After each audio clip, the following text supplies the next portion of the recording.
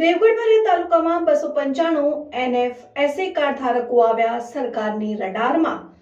ગરીબી રેખા હેઠળનો હોવા છતાં પણ NFSA નો લાભ લેતા હોય તેમ।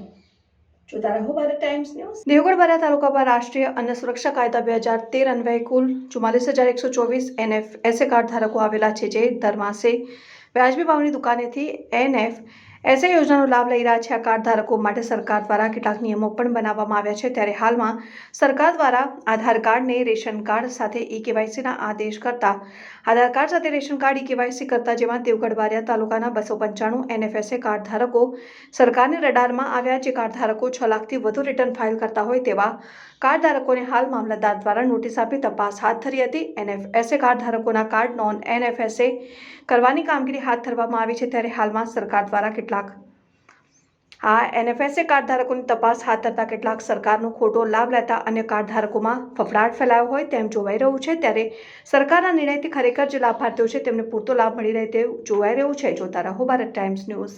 હાલમાં જે કાર્ડ ધારકોને નોટિસ આપવામાં આવી છે અને ક્યાંક ને ક્યાંક એ લોકોની તપાસ હાથ ધરવામાં આવી છે, કયા કારણોસર?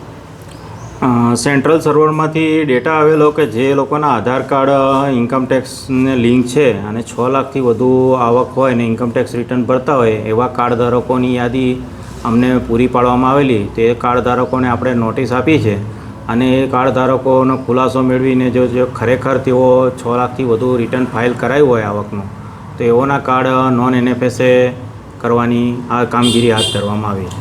હાલ કેટલા કાર્ડ ધારકોને નોટિસ કરવામાં આવી? 295 કાર્ડ ધારકોની યાદી અમને મળેલી, તે તમામને અમે નોટિસ ઇસ્યુ કરેલી છે।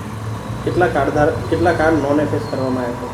આ તમામ કાર્ડ ધારકો પૈકી અત્યારે અમારી પાસે લગભગ 195 જેટલા કાર્ડ ધારકોએ ખુલાસા આપ્યા છે અને બાકીના ખુલાસા મેળવવાની કામગીરી ચાલુ છે।